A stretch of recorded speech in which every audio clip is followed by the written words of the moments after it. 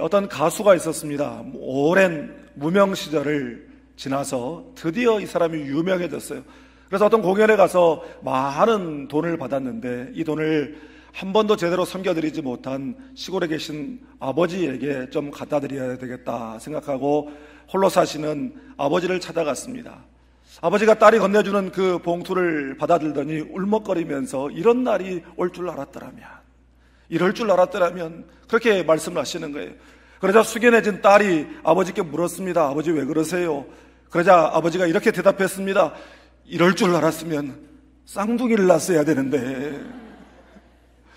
여러분, 우리가 죽음을 앞에 두면 사는 날 동안 자기가 하지 못한 것들에 대한 후회를 누구나 한다고 합니다.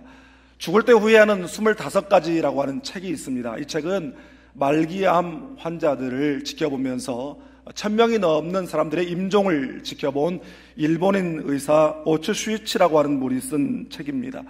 이 책은 지나온 생을 돌아보기 마련인 말기의 암 환자들이 털어놓은 후회하는 일에 대한 기록입니다. 그런데 죽음 직전에 사람들이 서로 다른 인생을 살아왔는데도 불구하고 그들의 후회하는 내용들을 들어보면 비슷한 점들이 많더라는 것입니다. 그래서 그들이 고백하는 후회하는 일들에 대한 공통분모들을 모아서 엮은 책이 바로 그 책입니다. 그 책에 몇 가지만 후회하는 일들을 소개하겠습니다. 첫 번째 후회, 사랑하는 사람에게 고맙다는 말을 많이 했더라면. 살면서 가족, 친척, 친구, 동료, 이웃들에게 왜 그렇게 고맙다는 말에 인색했을까? 그것이 가장 걸리더라는 것입니다. 두 번째 후회, 진짜 하고 싶은 일을 했더라면. 여러분, 살면서 자기가 진짜 하고 싶은 일을 다 하고 사는 사람은 어디 있어요? 더더군다나 결혼을 하면 가족이 있고 또 자녀가 있기 때문에 그걸 하지 못하는 경우가 많이 있죠.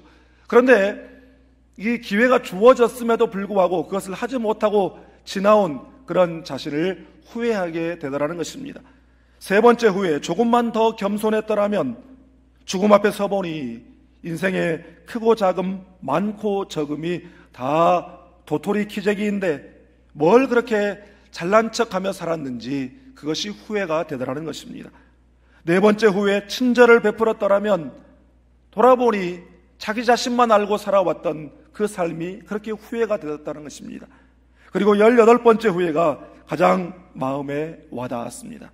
내 장례식을 생각했더라면. 우리도 마찬가지지만 우리가 살면서 얼마나 많이 다른 사람들의 장례식에 참석합니까? 그런데 자기에게도 그런 날이 올 거라는 것을 진지하게 생각하지 못했다라고 하는 후회였습니다. 어떻게 보면 다 별로 어려운 것도 아닌데 그때는 그것을 생각하지 못하고 후회하게 되었다는 것입니다. 오늘 본문에도 인생의 마지막 순간을 맞이한 한 사람이 나옵니다. 오늘 본문은 사무엘상의 마지막 장이자 이스라엘의 초대 왕으로 세움을 받은 사울의 그의 생애의 마지막 장면이기도 합니다. 사울은 출발이 참 좋았던 사람이었어요. 사무엘 선지자에게 기름 부음을 받았고 백성들의 환호 속에서 이스라엘의 초대 왕으로 세움을 받았고 또한 마음이 하나님께 감동된 유력한 자들이 그와 함께함으로 말미암아 그의 왕권이 든든하게 세워졌습니다. 그래서 왕이 되자마자 암몬 족속을 물리쳤고 블레셋과 아말렉 족속들을 차례로 물리치고 그야말로 이스라엘을 든든한 나라로 세웠습니다. 그러나 그의 마지막은 비참할 정도로 무너져버리고 말았고 결국 너무나도 불행한 최후를 맞이했습니다. 이스라엘의 초대 왕이라고 하는 영광스러운 영예를 얻고도 그는 그의 인생 가운데 잘못된 것을 심었기 때문입니다. 오늘 말씀은 사울이 그의 인생 가운데 무엇을 심었는가, 이것을 우리의 인생의 반면교사로 삼을 수 있기를 바랍니다. 오늘 말씀을 통해서 우리 모두에게도 마지막 때가 있다라고 하는 사실을 우리가 꼭 기억하고 그날의 아름다운 추수와 결산을 위해 바른 것을 심어 후회 없는 인생을 살아가기를 주님의 이름으로 축복합니다. 우리 오늘 본문 6절 말씀을 함께 읽겠습니다. 사울과 그의 세 아들과 무기를 든 자와 그의 모든 사람이 다 그날에 함께 죽었더라. 아멘. 오늘 본문은 이스라엘이 블레셋과 전쟁하는 장면으로 시작합니다. 사실 이스라엘 백성들이 가나안에 들어와 자리를 잡고 살던 날부터 이 블레셋과의 전쟁은 끊이지 않고 계속됐습니다. 그런데 이날의 전쟁은 완전히 전세가 기울었습니다. 그래서 이스라엘 사람들, 다시 말해서 이스라엘의 군사들이 도망치기 시작했어요. 여러분, 싸움에서 적에게 등을 보였다라고 하는 것은 이미 그 싸움은 진 싸움이나 마찬가지입니다. 그래서 이스라엘 사람들 많이 죽었고 또 그 뒤를 추격하여 따라가는 블레셋 군대에 의해 그 전쟁에 참전했던 사울의 세 아들들이 한꺼번에 다 전사하고 말았습니다. 그리고 사울이 도망치는데 그 뒤를 쫓아가는 블레셋 궁수가 쏜 화살에 맞고 중상을 입었어요. 사울이 자기의 그 모습을 보고 가망이 없다라고 생각되자 옆에 서 있는 무기든 자에게 자신을 찌르라고, 왜냐하면 이 할례 받지 못한 자들에게 당할 모욕을 생각하니까 차라리 죽는 편이 낫다고 생각했습니다. 그런데 무기든 자가 왕을 찌르는 것을 두려워하자 사울은 자기의 칼을 뽑아 거기에 엎드러짐으로 자결함으로써 생을 마감했습니다. 여러분, 사울은 이스라엘의 초대 왕이라고 하는 영예로운 타이틀을 가진 사람입니다. 이 사람은 외모도 특출났고 여호와의 영에 감동된 자였고 수많은 전쟁을 승리로 이끈 왕이었습니다. 그야말로 그에게는 부와 명예와 권세와 힘이 있었어요. 그 좋은 조건들을 가지고도 그런 인생에서 바른 것을 심지 못했다라는 것입니다. 여러분, 예수님께서 분명히 말씀하셨습니다. 그 열매로 나무를 안다, 그렇게 말씀하셨어요. 어떤 열매가 맺히는가를 보면 그 나무가 어떤 나무인지를 알게 된다라고 하는 것이죠. 그리고 그 나무는 어떤 씨를 심었는가, 거기서 이미 판가름이 나는 것입니다. 여러분, 우리가 인생 가운데 무엇을 심었는가, 거기에서 이미 우리의 마지막이 결정된다라고 하는 것입니다. 사울의 생애를 단적으로 보여주는 말씀이 있습니다. 역대상 10장 13절 14절을 함께 읽겠습니다. 사울이 죽은 것은 여호와께 범죄하였기 때문이라. 그가 여호와의 말씀을 지키지 아니하고 또 신접한 자에게 가르치기를 청하고 여호와께 묻지 아니하였으므로 여호와께서 그를 죽이시고 그 나라를 이새의 아들 다윗에게 넘겨주셨더라. 아멘. 사울이 그런 비참한 최후를 맞이하게 된 두 가지 이유를 지금 밝히고 있죠. 첫 번째는 그가 여호와의 말씀을 지키지 않았다라는 것입니다. 여러분, 사울이 불신자가 아니에요. 그는 하나님을 믿는 사람이었고 하나님 앞에 예배자였고 더구나 하나님께서 특별히 선택한 선민 이스라엘의 초대 왕이었습니다. 그런데 그는 하나님 말씀에 순종하지 않았습니다. 여러분, 사울이 원래 얼마나 순종 잘하는 사람이었습니까? 사울의 성경 무대에 등장하는 그 장면을 보면 그의 아버지가 암나귀들을 잃어버리고 그것을 찾으라고 사울을 보냅니다. 사울은 그것에 순종해서 자기의 고향 기브아에서부터 사무엘 선지자의 고향 라마에 이르기까지 무려 16km나 되는 그 먼 거리를 잃어버린 나귀들을 찾아 헤맬 만큼 순종하는 사람이었습니다. 그리고 그가 사무엘을 만나죠. 사무엘을 만나서 사무엘이 일어나라 하면 일어나고 또 가라 하면 가고 멈춰서라 하면 멈춰설 만큼 그는 순종 잘하는 그런 사람이었습니다. 그러나 그가 왕이 되고 다시 말해서 백성들의 환호와 지지와 권력을 가지게 되자 사람이 변하기 시작했습니다. 사무엘상 13장에 보면 그가 왕이 된 지 2년째 해에 블레셋과 전쟁이 벌어졌습니다. 그런데 전쟁에 앞서서 자기 손으로 번제를 드리게 되었습니다. 여러분, 어떤 중요한 일을 앞에 두고 더더군다나 이 전쟁을 앞에 두고 먼저 하나님 앞에 제사했다, 먼저 하나님 앞에 예배했다라고 하는 게 무슨 문제가 될까 생각하실지 모르지만 레위기 제사법이 선포된 이후에 제사는 오직 하나님이 지정하시고 하나님이 세우신 제사장만 주관할 수가 있었습니다. 아무리 권력과 권세를 가진 왕이라도 함부로 할 수 있는 것이 아니었어요. 그런데 제사장인 사무엘이 지체하는 것 같고 블레셋 군대의 그 위협 앞에서 이스라엘 사람들이 흩어지자 그 모습을 보고 마음이 다급해지자 자기 손으로 번제를 드려버린 것입니다. 그리고 번제를 마치자마자 도착한 사무엘 선지자가 이 일에 대해 왕이 망령되이 행하였도다. 왕의 하나님 여호와께서 왕에게 내리신 명령을 지키지 아니하였도다. 그렇게 말하고 왕의 나라가 길지 못할 것이다 라고 하는 무서운 말을 남겼습니다. 그리고 사무엘상 15장에 이번에는 아말렉과의 전쟁이 벌어졌어요. 그런데 하나님께서 사무엘 선지자를 통해 사울에게 명령하시기를 아말렉을 쳐서 그들의 모든 소유를 남기지 말고 진멸하라. 그러면서 구체적으로 남녀노소 모든 사람과 모든 가축과 짐승들을 다 죽이라. 그렇게 명령하셨어요. 그런데 사울은 그 명령에도 불순종하고 말았습니다. 자기 스스로 자기가 판단해서 살릴 것을 살리고 죽일 것을 죽이는 선별적인 순종을 한 것입니다. 이에 사무엘 선지자가 이렇게 선포합니다. 우리 사무엘상 15장 22절 23절을 함께 읽겠습니다. 사무엘이 이르되 여호와께서 번제와 다른 제사를 그의 목소리를 청종하는 것을 좋아하심 같이 좋아하시겠나이까. 순종이 제사보다 낫고 듣는 것이 순양의 기름보다 나으니 이는 거역하는 것은 점치는 죄와 같고 완고한 것은 사신 우상에게 절하는 죄와 같음이라.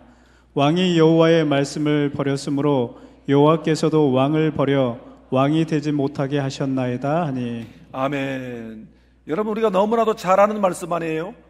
그런데 저는 이번에 이 말씀을 준비하면서 특별히 그 이전에는 제 눈에 잘 들어오지 않던 표현 하나가 들어왔습니다. 23절 말씀에 왕이 여호와의 말씀을 버렸으므로 여호와께서도 왕을 버려, 이 표현입니다.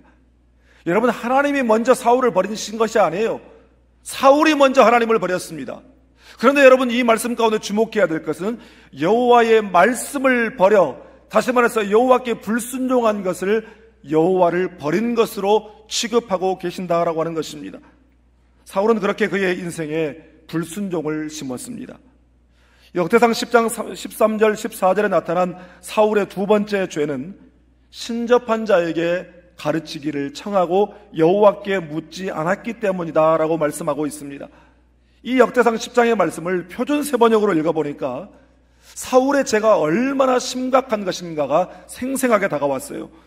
점쟁이와 상의하며 점쟁이의 지도를 받았다. 그는 주께 지도를 받으려 하지 않았다. 하나님께 지도를 받으려고 하지 않고 점쟁이를 찾아가 점쟁이와 상의하고 점쟁이가 지시하는 것에 지도를 따랐다라는 것입니다. 여러분, 이 말씀을 심각하게 생각할 수 있기를 바랍니다. 물론 우리 가운데는 점쟁이 찾아가서 상의하고 점쟁이의 지도를 받는 사람은 안 계시겠죠. 그러나 이 부분에서 사울의 죄는 하나님의 지도를 받으려고 하지 않았다. 여기에 강조점이 있는 것입니다. 여러분, 하나님과 상의하고 하나님의 지도를 받는다는 게 뭡니까?